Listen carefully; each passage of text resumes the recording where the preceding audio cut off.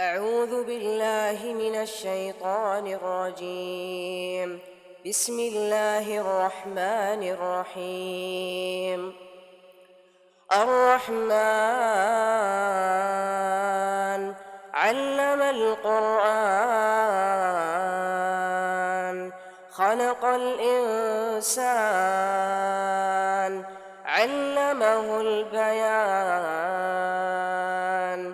الشمس والقمر بحسبان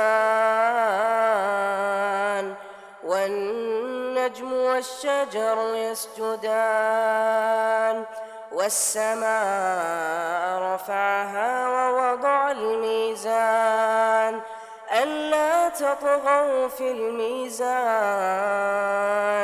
وأقيموا الوزن بالقسط ولا تخسروا الميزان والأرض وضعها للأنام فيها فاكهة